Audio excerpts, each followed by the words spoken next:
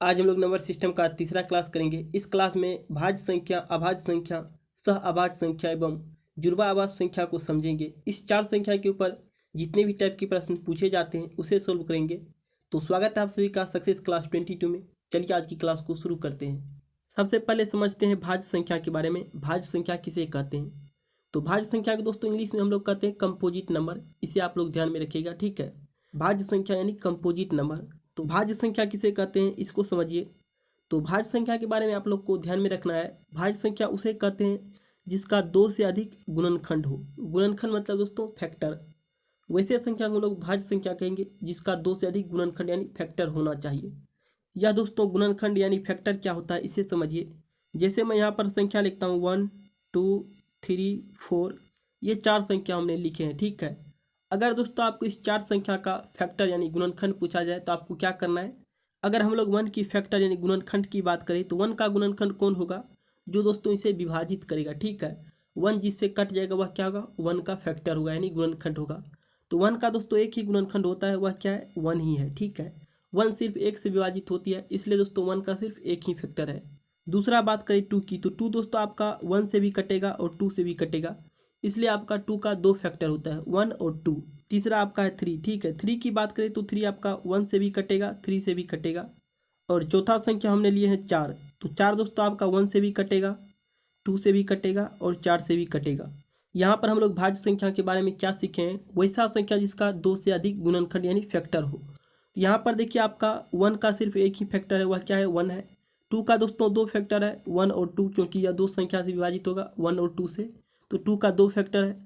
और तीसरा संख्या है आपका 3, तो 3 1 से कटेगा और 3 से कटेगा, तो 3 का दोस्तों दो फैक्टर है, 1 और 3। और चौथा संख्या हमने लिए हैं 4, तो 4 दोस्तों 1 से भी कटेगा, 2 से भी कटेगा और 4 से भी कटेगा। 4 ही एक ऐसा संख्या है जो दोस्तों तीनों से कट रहा है इस चारों संख्या में, ठीक है। तो 4 दोस्तों आपका क्या होगा? भाज्य संख्या होगा, ठीक है। 4 आपका सबसे छोटा भाज्य संख्या होगा, क्योंकि 4 का दो से अधिक फैक्टर है, ठीक है। 4 आपका 1 से भी करता है, 2 से भी करता है और 4 से भी करता है। तो 4 का दोस्तों दो से अधिक गुणनखंड यानी फैक्टर हो गया, इसलिए 4 आपका क्या है? सबसे छोटा भाज्य संख्या है, ठीक है।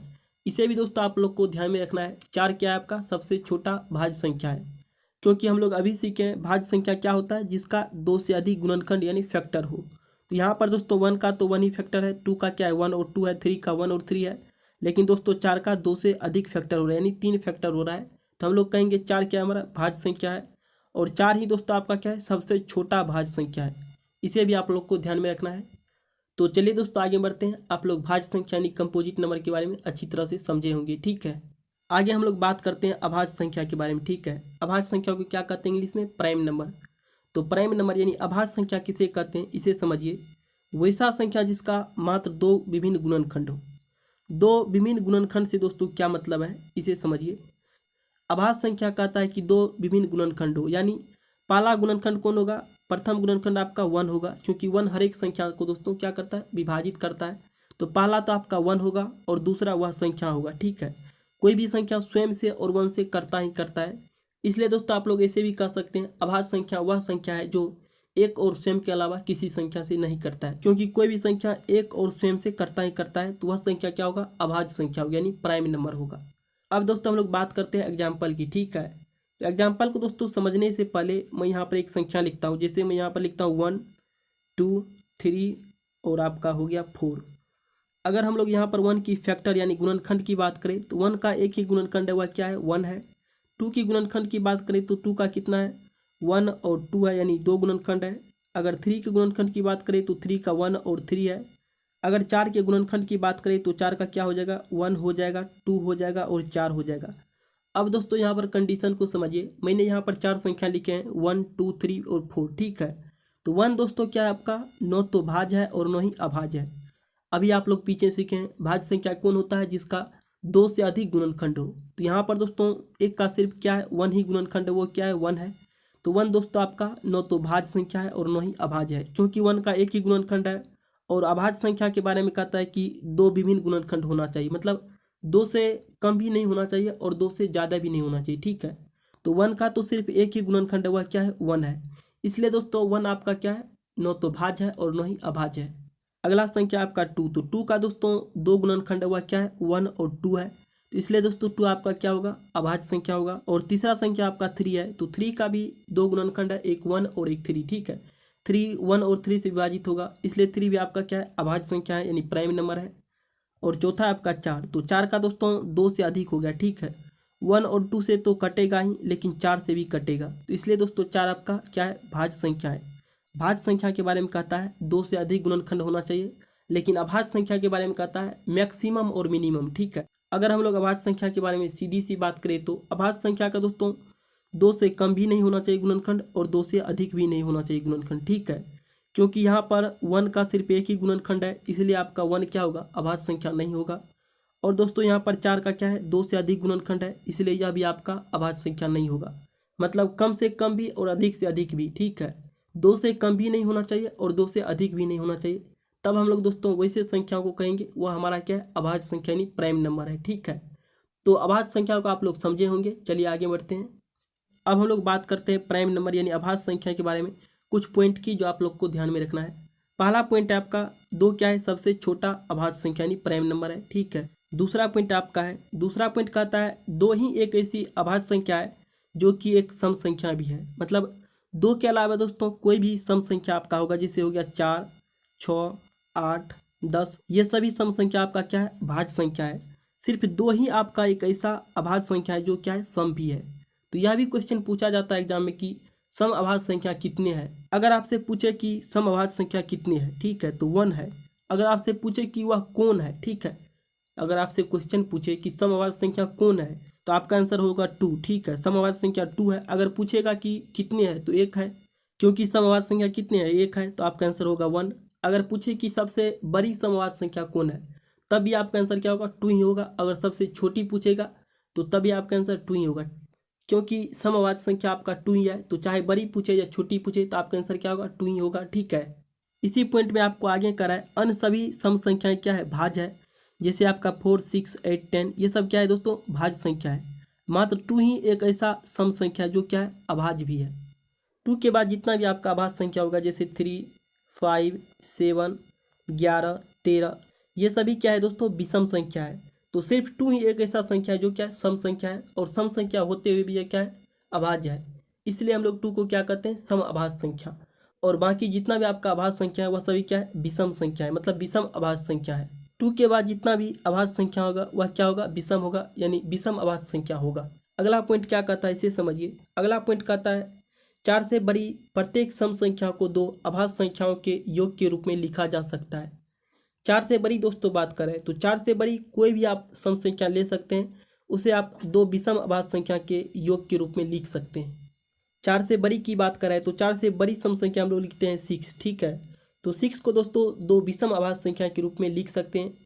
6 को हम लोग लिख सकते हैं 3 + 3, यह क्या हो गया आपका, विषम अभाज्य संख्या हो गया। मतलब 3 आपका क्या है, विषम संख्या है, और यह क्या है, अभाज्य भी है। तो यह आपका हो गया विषम अभाज्य संख्या। अगर दोस्तों आगे बात करें, जैसे मैं यहाँ पर लिखता हूँ 8, ठीक है, तो 8 को हम लोग लिख सकते हैं 5 + 3, तो 5 भी आपका विषम है और 3 भी आपका विषम है, और यह दोनों कौन सी संख्या है, अभाज्य संख्या है। आपका दोस्तों तीसरा पॉइंट यही कहता है कि 4 से बड़ी प्रत्येक सम संख्याओं को 2 विषम अभाज्य संख्या के योग के रूप में लिख सकते हैं। तो 8 को दोस्तों हम लोग लिख सकते हैं 5 + 3, ये आपका 2 विषम अभाज्य संख्या हो गया। अगर हम लोग आगे बात करें 12 की, तो 12 आपका क्या है दोस्तों, 4 से बड़ी सम संख्या है, इसे 2 विषम अभाज्य संख्या के रूप में लिख सकते हैं। कैसे, 12 को आप लिख सकते हैं 7 + 5, कितना होगा, 12 होगा। 7 भी आपका क्या है, अभाज्य है, और 5 भी क्या है, अभाज्य है। तो इस तरह से दोस्तों आप लोग इस तीसरा पॉइंट को समझ सकते हैं, ठीक है। किसी भी 4 से बड़ी सम संख्या को आप लोग 2 विषम अभाज्य संख्या के योग के रूप में लिख सकते हैं। यहाँ पर दोस्तों आप लोग प्राइम नंबर यानी अभाज्य संख्या के बारे में जो कुछ इंपॉर्टेंट पॉइंट थे उसे आप लोग समझे। चलिए आगे बढ़ते हैं। यह दोस्तों काफ़ी इंपॉर्टेंट है अभाज्य संख्या के बारे में, ठीक है। अगर आपसे क्वेश्चन पूछे कि 1 से 10 तक कितनी अभाज्य संख्या है, तो आपका आंसर होगा 4 अभाज्य संख्या, ठीक है। 1 से 10 के बीच कितना अभाज्य संख्या है, 4 अभाज्य संख्या है। कौन कौन है, 2 3 5 7, ये दोस्तों 4 अभाज्य संख्या है 1 से 10 तक। 1 से 20 तक की अभाज्य संख्या के बारे में अगर आपसे पूछे तो कितना होगा, 8 हो जाएगा, ठीक है। 4 आपका हो गया 1 से 10 तक, और 4 हो गया 10 से 20 तक, तो आपका टोटल हो गया 8, ठीक है। 1 से 20 तक कितना अभाज्य संख्या होगा, 8 अभाज्य संख्या होगा। अगर आपको क्वेश्चन में 1 से 50 तक की अभाज्य संख्याओं के बारे में पूछे कि कितना अभाज्य संख्या है 1 से 50 तक में, 1 से 50 तक की अभाज्य संख्याओं को आपको काउंट कर लेना है, ठीक है। ये आपका हो जाएगा 4 4 8, 2 10, 2 12, 3 15। हम कह सकते हैं 1 से 50 तक में कितना आभाज्य संख्या होगा, 15 आभाज्य संख्या होगा। ठीक है, अगर आपको 50 से 80 तक में आभाज्य संख्या पूछे कि कितना होगा तो इसे आपको काउंट कर लेना है। तो यहाँ पर देखिए आपका 50 होता है, तो 50 से 80 तक पूछा है, यानी 50 से आपको ऊपर जाना है। तो यहाँ पर आपका हो जाएगा 60 से 80 तक। तो ये आपका हो जाएगा 2 2 4 और 3 आपका हो जाएगा 7। यानी आप कह सकते हैं 50 से 80 तक में कितना आभाज्य संख्या होगा, 7 आभाज्य संख्या होगा। हम कह सकते हैं 50 से 80 तक में 7 आभाज्य संख्या होगा। ठीक है, इस तरह से आप लोग दोस्तों इसका प्रयोग करके किसी भी क्वेश्चन का जवाब दे सकते हैं। ठीक है, तो यहाँ पर दोस्तों आपको याद क्या रखना है, जैसे मैंने देखा कि 1 से 10 तक में 4 आभाज्य संख्या है, फिर 10 से 20 तक में 4 है, फिर दोस्तों 20 से 30 तक में 2 है, फिर आपका 30 से 40 तक में 2 है। तो इसे दोस्तों कैसे ध्यान रखिएगा, इसे समझिए। आपको लिखना है 44, 44 का कर देना है आधा, कितना होगा 22 होगा। फिर दोस्तों लिखना है 32, फिर 32 का उल्टा कितना होगा 23 होगा। फिर आपको दोस्तों इससे 2 कम कर देना है यानी 21। इसे दोस्तों आपको 10 से 12 बार बोलना है। ठीक है, 44 22 32 23 21, 44 22 32 23 21। इस तरह से आपको 10 से 12 बार रिवीजन करना है। आपको दोस्तों इसे 10 से 12 बार बोलकर रिवाइज करना है। ठीक है, 44 22 32 23 21। तो जब भी दोस्तों इस पर सवाल पूछेगा कि 10 से 20 तक कितनी आभाज्य संख्या, या 50 से 80 तक, या 80 से 90 तक, मतलब इसमें से आपको कोई भी टर्म दे सकता है कि 50 से 80 तक कितना है, 80 से 90 तक कितना है। तो आप लोग दोस्तों अगर इसे याद कर लेते हैं कि 44 22 32 23 21, तो आपका दोस्तों एक भी क्वेश्चन इससे मिस नहीं होगा। ठीक है, तो चलिए दोस्तों आगे बढ़ते हैं। अभाज्य संख्या से दोस्तों आपको इस 2 टर्म को तो हमेशा याद रखना है। ठीक है, 1 से 50 तक में पूछेगा कितना अभाज्य संख्या है, तो 15 है जो आप लोग अभी निकाले हैं। ठीक है, अगर 51 से आपको 100 तक में पूछेगा तो कितना है, 10 है। ठीक है, अगर 1 से 100 तक में पूछेगा तो कितना है, 25 अभाज्य संख्या, यानी 10 15 कितना होगा, 25 होगा। इसे दोस्तों आपको हमेशा ध्यान में रखना है कि 1 से 100 तक में कितनी 25 अभाज्य संख्या है, 1 से 51 तक में कितना है, 15 है, और 51 से 100 तक में 10 है। तो चलिए दोस्तों अगला पॉइंट को समझते हैं। अब दोस्तों हम लोग बात करते हैं सह आभाज्य संख्या यानी को प्राइम नंबर। ठीक है, इंग्लिश में हम लोग सह आभाज्य संख्या को क्या कहते हैं, को प्राइम नंबर कहते हैं। तो को प्राइम नंबर यानी सह आभाज्य संख्या क्या होता है, इसे समझिए। को प्राइम नंबर यानी सह आभाज्य संख्या के बारे में आपको क्या ध्यान में रखना है, सह आभाज्य संख्या का उभयनिष्ठ गुणनखंड केवल 1 होता है। ठीक है, जो भी सह आभाज्य संख्या होगा उसका उभयनिष्ठ गुणनखंड 1 होगा, यानी उसका कॉमन फैक्टर कितना होगा, 1 होगा। अतः आप कह सकते हैं 2 आभाज्य संख्या यानी सह आभाज्य संख्याओं का महत्तम समावर्तक यानी HCF कितना होता है, 1 होता है। यानी तो आप ऐसे भी कह सकते हैं उसका HCF कितना होता है, 1 होता है। दोनों सही है। ठीक है, तो यहाँ पर दोस्तों मैंने कुछ एग्जाम्पल लिख रखे हैं, चलिए इसे समझते हैं यह कैसे सह आभाज्य संख्या है। पहला एग्जाम्पल आपका 2 और 3। ठीक है, तो 2 का अगर दोस्तों हम लोग फैक्टर की बात करें तो 2 का फैक्टर कौन होगा, जो 2 को काटेगा, मतलब 2 को विभाजित कर देगा। तो 2 को सबसे पहले 1 काटेगा, उसके बाद 2 काटेगा। 2 का दोस्तों 2 फैक्टर है, कौन है, 1 और 2 है। 2 सिर्फ 1 और 2 से विभाजित होगा, इसलिए 2 का सिर्फ 2 फैक्टर है। अगर 3 की बात करें तो 3 दोस्तों 1 से कटेगा और 3 से कटेगा। तो 3 का भी दोस्तों 2 फैक्टर है, कौन है, 1 और 3 है। यहाँ पर दोस्तों हमने 2 और 3 का फैक्टर तोड़े हैं। आपको देखना है कि कॉमन फैक्टर 1 होता है कि नहीं, मतलब कॉमन फैक्टर सिर्फ 1 होना चाहिए, तब हम लोग कहेंगे वह क्या है, सह आभाज्य संख्या है। यहाँ पर दोस्तों आपको 2 और 3 में दिख रहा है सिर्फ 1 ही क्या है, कॉमन है। तो आप कह सकते हैं 2 और 3 क्या है, सह आभाज्य संख्या है, क्योंकि इसका कॉमन फैक्टर यानी HCF कितना है, 1 है। 2 और 3 आपका क्या होगा, सह आभाज्य संख्या यानी को प्राइम नंबर होगा। आगे बात करते हैं हम लोग 8 और 15 के बारे में। इसे चेक कर लेते हैं यह हमारा को प्राइम नंबर यानी सह आभाज्य संख्या है कि नहीं है। ठीक है, यहाँ पर आपको निकालना है 8 का गुणनखंड यानी फैक्टर कौन कौन होता है। तो 8 को दोस्तों जो भी संख्या काटेगा वह 8 का फैक्टर यानी गुणनखंड होगा। तो 8 सबसे पहले आपका 1 से कटेगा, 2 से भी कटेगा, 4 से भी कटेगा और 8 से भी कटेगा। तो आप कह सकते हैं 8 का कितना गुणनखंड है, 4 गुणनखंड है। अब बात करते हैं 15 की। 15 किससे कटेगा, तो सबसे पहले 1 से कटेगा, उसके बाद 3 से भी कटेगा, उसके बाद आपका 5 से भी कटेगा, फिर दोस्तों आपका 15 से कटेगा। ये दोस्तों आपका आ गया 15 का फैक्टर कितना होगा, 4 फैक्टर होगा 15 का। यहाँ पर हमने 8 और 15 का फैक्टर तोड़ लिए हैं। आपको देखना है कॉमन फैक्टर। यहाँ पर देखिए 8 और 15 में कॉमन फैक्टर क्या है, सिर्फ 1 है। इसलिए दोस्तों हम लोग कह सकते हैं 8 और 15 भी आपका सह आभाज्य संख्या यानी को प्राइम नंबर होगा, क्योंकि 8 और 15 का उभयनिष्ठ गुणनखंड यानी कॉमन फैक्टर क्या है, 1 है। यानी तो आप कह सकते हैं महत्तम समावर्तक यानी HCF क्या है, 1 है। इस तरह से आप लोग कोई भी एग्जाम्पल लेकर उसका फैक्टर तोड़कर समझ सकते हैं कि वह सह आभाज्य संख्या यानी को प्राइम नंबर है कि नहीं है। ठीक है, यहाँ पर दोस्तों आप लोग सह आभाज्य संख्या के बारे में समझे। चलिए आगे बढ़ते हैं। अब दोस्तों हम लोग बात करते हैं अभाज्य युग्म के बारे में। ठीक है, अभाज्य युग्म को हम लोग कहते हैं जुड़वा आभाज्य संख्या या रूढ़ि संख्या। ठीक है, अभाज्य युग्म यानी जुड़वा अभाज्य संख्या को हम लोग इंग्लिश में कहते हैं ट्विन प्राइम नंबर। तो इसे भी दोस्तों आप लोग को ध्यान में रखना है। जुड़वा अभाज्य संख्या यानी अभाज्य युग्म को क्या कहते हैं? ट्विन प्राइम नंबर कहते हैं इंग्लिश में, ठीक है। अब दोस्तों यहाँ पर समझिए जुड़वा अभाज्य संख्या यानी ट्विन प्राइम नंबर किसे कहते हैं। तो ट्विन प्राइम नंबर के बारे में आप लोग को ध्यान में रखना है। अभाज्य संख्याओं के कुछ ऐसे युग्म जिनके बीच केवल एक भाज्य संख्या हो, उसे हम लोग क्या कहते हैं? अभाज्य युग्म कहते हैं, यानी ट्विन प्राइम नंबर कहते हैं। या नहीं तो आप लोग ऐसे भी कह सकते हैं अभाज्य युग्म संख्याओं का अंतर 2 होता है, ठीक है। वैसा अभाज्य युग्म जिनके बीच 2 का अंतर हो उसे हम लोग क्या कहते हैं? अभाज्य युग्म मतलब जुड़वा अभाज्य संख्या कहते हैं। जैसे मैं बात करता हूँ दोस्तों 3 और 5 की। 3 भी आपका अभाज्य है और 5 भी क्या अभाज्य है। इसके बीच के अंतर की बात करें तो कितना का है? 2 का है। तो यह दोस्तों आपका क्या हो गया? अभाज्य युग्म मतलब ट्विन प्राइम नंबर हो गया 3 और 5।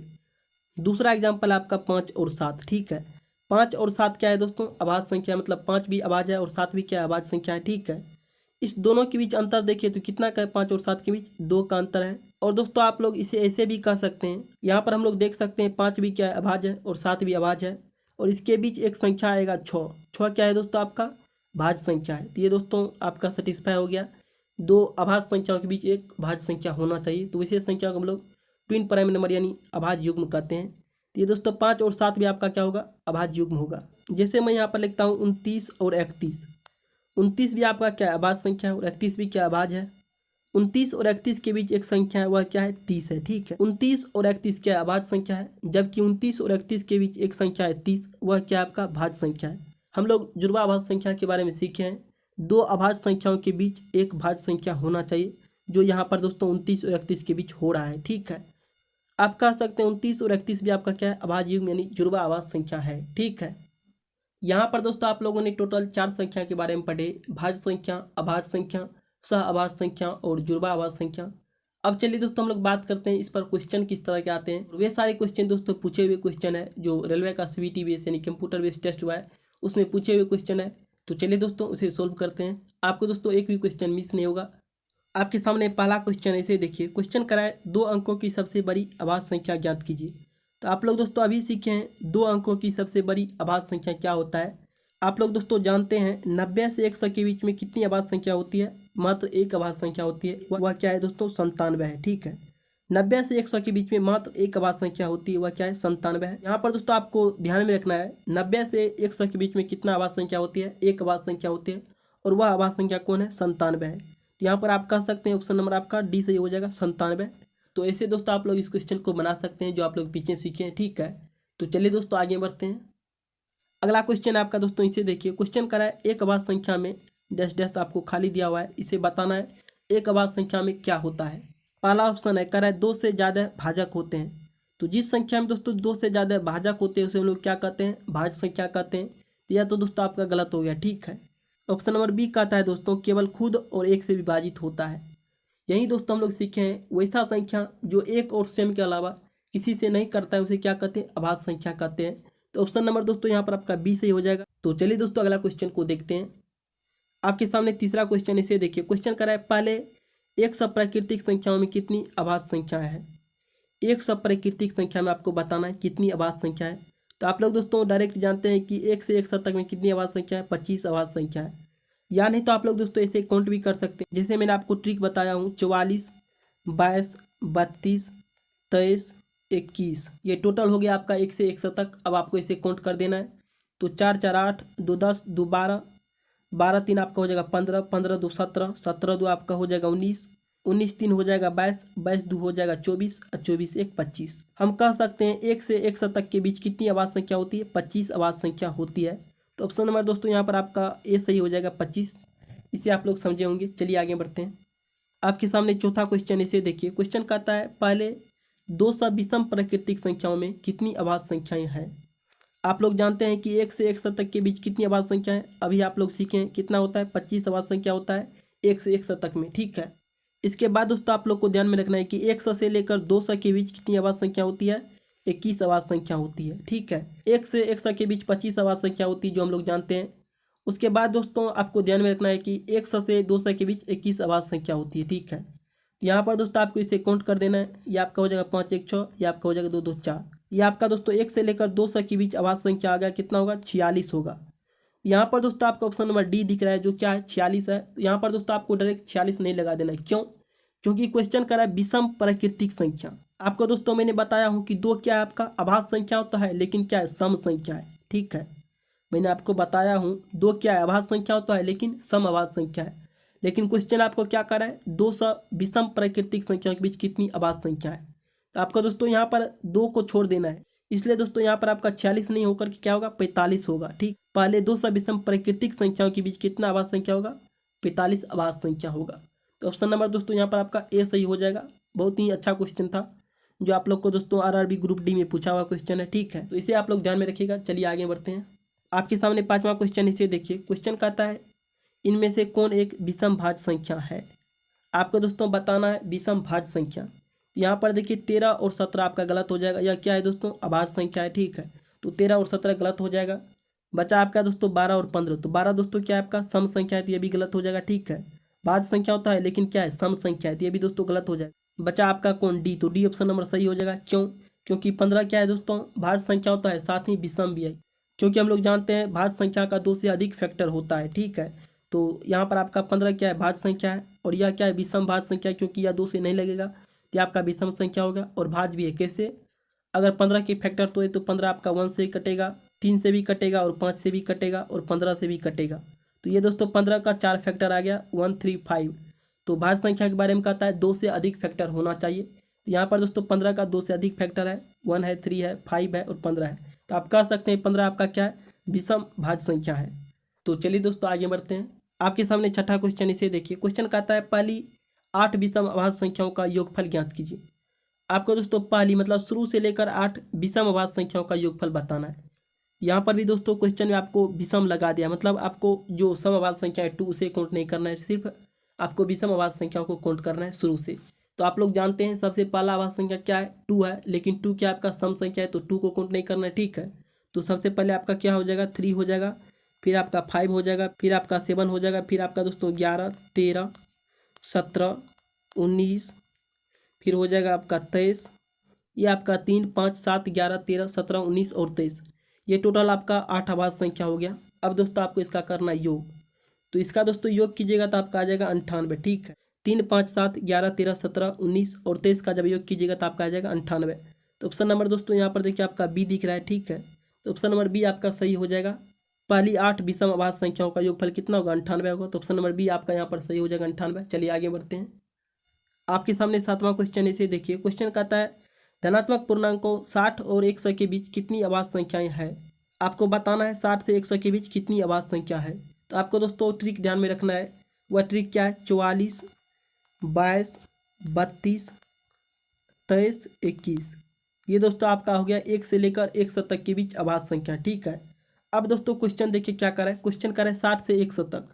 ये आपका हो गया दोस्तों 20 20 40, ये 50, ये 60। तो यहाँ तक दोस्तों आपका 60 हो जाएगा। ठीक है, 60 से 100 तक जाना है। तो यहाँ पर दोस्तों अब इसे काउंट कर दीजिए, क्योंकि 60 के बाद ऊपर जाइएगा तो 60 के बाद 61 आएगा। तो ये दोस्तों आपका आ गया 61 से 100 तक। ठीक है, इसे काउंट कीजिएगा तो आपका हो जाएगा 3 2 5 2 7 1 8। तो यहाँ पर दोस्तों आपका ऑप्शन नंबर डी से हो जाएगा 8। ठीक है, 60 से 100 के बीच कितनी अभाज्य संख्या होती है 8 अभाज्य संख्या होती है। बस दोस्तों आपको इस ट्रिक को ध्यान में रखना है। ठीक है, 44 22 32 23 21। आपका दोस्तों इस टाइप से जो भी क्वेश्चन आएगा हर एक क्वेश्चन सोल्व हो जाएगा। तो चलिए दोस्तों आगे बढ़ते हैं, अगला क्वेश्चन को देखते हैं। आपके सामने 8वां क्वेश्चन, इसे देखिए। क्वेश्चन कहता है 50 और 80 के बीच अभाज्य संख्याओं के योग का पता लगाइए। आपको बताना है 50 और 80 के बीच जो अभाज्य संख्या है उसका योग कितना होगा। ठीक है, यहाँ पर दोस्तों हम लोग कह सकते हैं 50 और 80 के बीच अभाज्य संख्या जो होगा वह कौन होगा। पहला अभाज्य संख्या होगा आपका 53, फिर हो जाएगा 59, फिर हो जाएगा दोस्तों आपका 61, फिर 67 71 73, फिर हो जाएगा आपका 79। ये दोस्तों टोटल अभाज्य संख्या आपका आ गया 7। ठीक है, 50 से 80 के बीच 7 अभाज्य संख्या होगा जो होगा कौन कौन 53 59 61 67 71 73 और 79। अब दोस्तों आपको बताना है इसका योग। 50 और 63 के बीच जो अभाज्य संख्या है उसका योग कीजिएगा तो कितना आएगा 463 आएगा। ऑप्शन नंबर दोस्तों यहाँ पर आपका सी से हो जाएगा 463। इसे दोस्तों आप लोग को ध्यान में रखना है। मैंने आपको पीछे बता दिया हूँ कि कौन कौन सी अभाज्य संख्या होती है और किसके किसके बीच कितनी अभाज्य संख्या होती है। ठीक है, तो यहाँ पर दोस्तों आपका ऑप्शन नंबर सी से हो जाएगा 463। चलिए आगे बढ़ते हैं। आपके सामने 9वां क्वेश्चन, इसे देखिए। क्वेश्चन कहता है निम्न में से कौन सी संख्या भाज्य है। ठीक है, भाज्य संख्या के बारे में हम लोग क्या सीखे हैं, वैसा संख्या जिसका 2 से अधिक गुणनखंड यानी फैक्टर हो उसे हम लोग क्या कहते हैं, भाज्य संख्या कहते हैं। आप कह सकते हैं इसी चारों संख्या में से कोई संख्या ऐसा होगा जो क्या होगा, भाज्य संख्या होगा। आपको दोस्तों मैंने बताया था कि कम से कम 35 तक की संख्याओं का स्क्वायर आपको याद कर लेना है, ठीक है। उसके बाद कम से कम 15 तक की संख्याओं का क्यूब आपको याद कर लेना है। इससे दोस्तों आपको हर एक चैप्टर का क्वेश्चन सोल्व करने में आसानी होगा, ठीक है। तो यहाँ पर क्वेश्चन करा आपका भाज्य संख्या, ठीक है। भाज्य संख्या क्या होता है, जिसका 2 से अधिक फैक्टर यानी गुणनखंड होता है। यहाँ पर देखिए दोस्तों आपको ऑप्शन नंबर सी दिख रहा है, क्या 729। 729 जो आपका होता है 9 का क्यूब होता है। आप कह सकते हैं 729 क्या होगा, 9 से विभाजित होगा।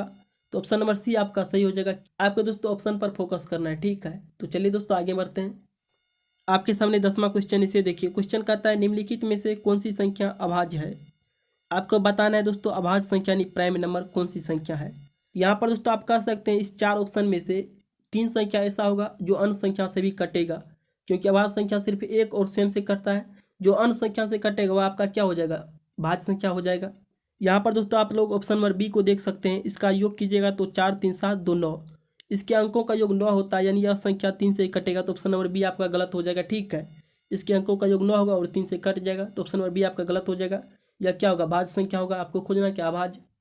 ठीक उसी तरह दोस्तों आपका ऑप्शन नंबर डी भी गलत हो जाएगा। क्यों, क्योंकि इसके अंकों का योग कीजिएगा तो कितना होगा, 7 3 10 2 12 होगा। मतलब यह भी संख्या 3 से कटेगा, ठीक है। यहाँ पर देखिए अब हम लोग बात करते हैं ऑप्शन नंबर सी की। तो जब दोस्तों आप लोग 11 से व्यवस्था के नियम सीखे होंगे तो आपको पता होगा कि हम लोग क्या करते हैं, यहाँ पर इस दोनों का योग करते हैं। मतलब एक संख्या छोड़कर एक संख्या आपको जोड़ना है, फिर दोस्तों वही प्रोसेस अपनाना है 5 के साथ, ठीक है। तो यहाँ पर आप कह सकते हैं 2 + 3 कितना होगा, 5 होगा। और ये आपका 5 है और 5 के बाद 3 होगा, और 3 के बाद तो कोई संख्या है नहीं, क्योंकि 3 के बाद कोई संख्या होता तो उसमें 5 ऐड करते, ठीक है। यहाँ पर आपका संख्या बचा कौन, 5। तो इसका अंतर कितना होगा, 0 होगा। तो यहाँ पर आप कह सकते हैं जब इसका अंतर 0 आ रहा है तो वह संख्या क्या होगा, 11 से कटेगा, ठीक है। तो यहाँ पर आप कह सकते हैं ऑप्शन नंबर सी भी आपका गलत हो जाएगा। बचा कौन, ऑप्शन नंबर ए। तो ऑप्शन नंबर ए आपका सही हो जाएगा, जो क्या है, अभाज्य संख्या है। इस तरह से अगर आपको दोस्तों विभाज्यता का नियम पता हो तो आप लोग निकाल सकते हैं अभाज्य संख्या या भाज्य संख्या, ठीक है। तो चलिए दोस्तों आगे बढ़ते हैं। आपके सामने 11 नंबर क्वेश्चन, इसे देखिए। क्वेश्चन कहता है इनमें से कौन एक अविभाज्य संख्या है। अविभाज्य कहने का अर्थ है दोस्तों अभाज्य संख्या, ठीक है।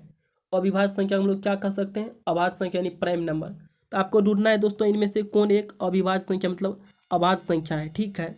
यहाँ पर दोस्तों आप कह सकते हैं इस 4 ऑप्शन में से आपका कोई 3 ऑप्शन ऐसा होगा जो अन्य संख्या से भी कटेगा। मतलब एक और स्वयं के अलावा दूसरा संख्या से भी कटेगा, वह आपका हो जाएगा भाज्य। और बाकी जो एक संख्या होगा वह सिर्फ एक और स्वयं से ही कटेगा।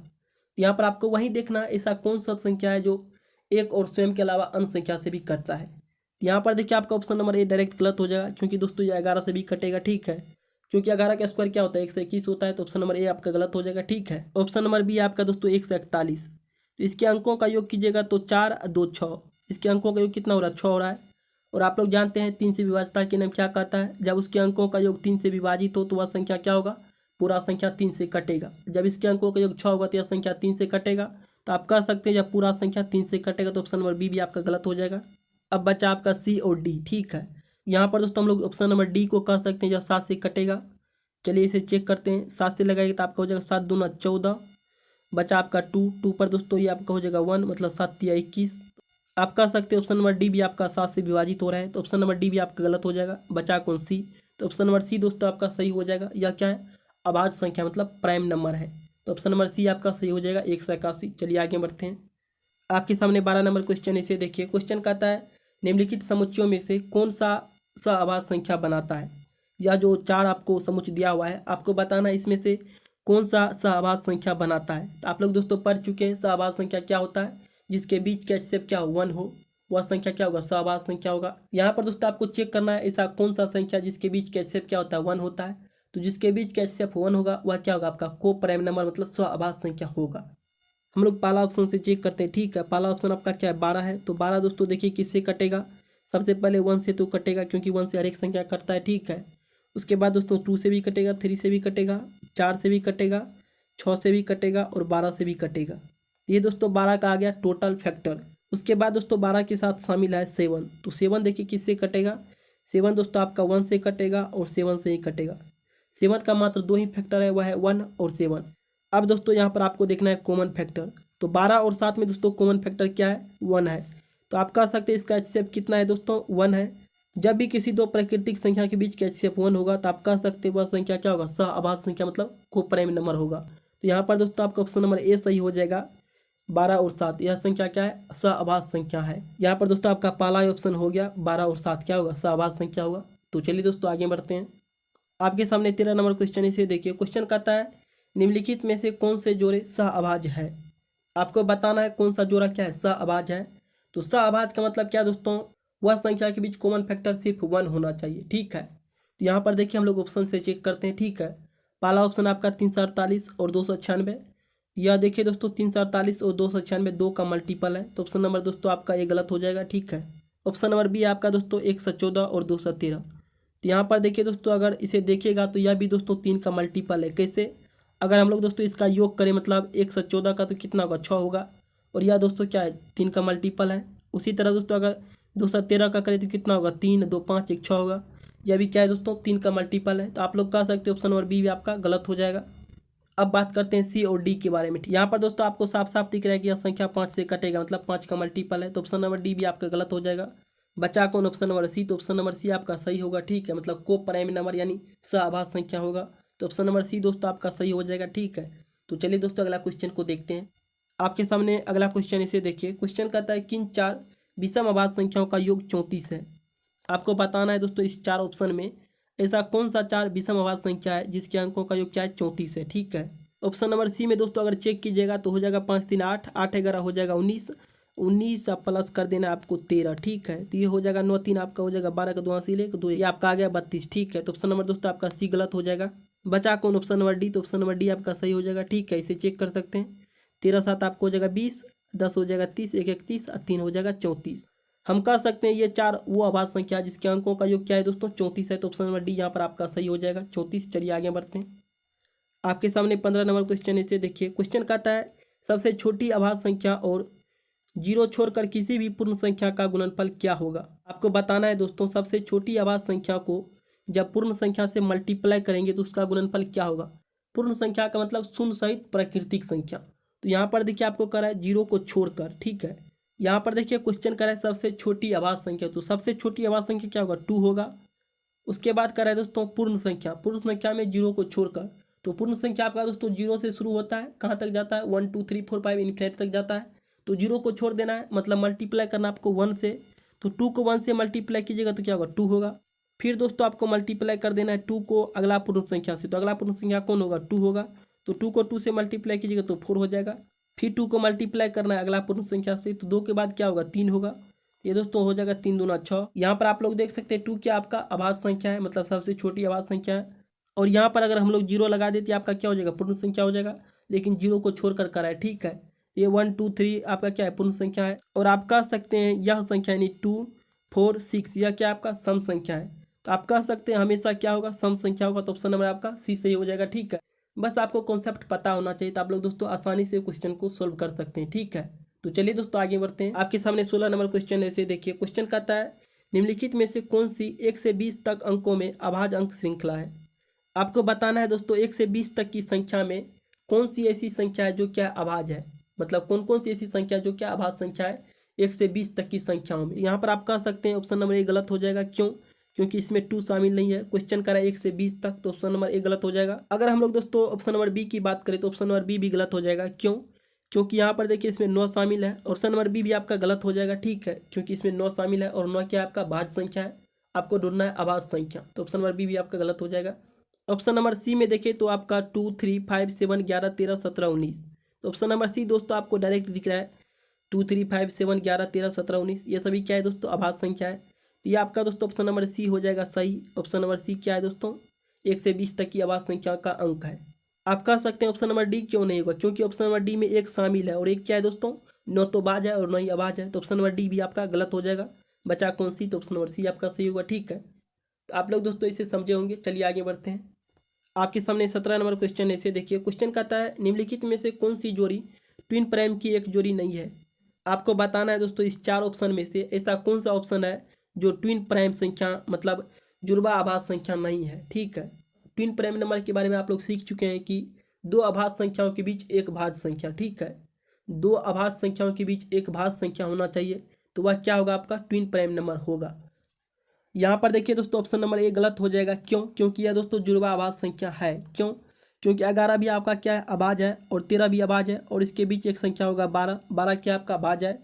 तो आपको बताना है कौन ट्विन प्राइम नंबर नहीं है, मतलब जुड़वा आभाज्य संख्या नहीं है। ठीक है, तो इसे आप लोग को ध्यान में रखना है। क्वेश्चन का नहीं है। ठीक है, तो ऑप्शन नंबर ये आपका गलत हो जाएगा। ये क्या है।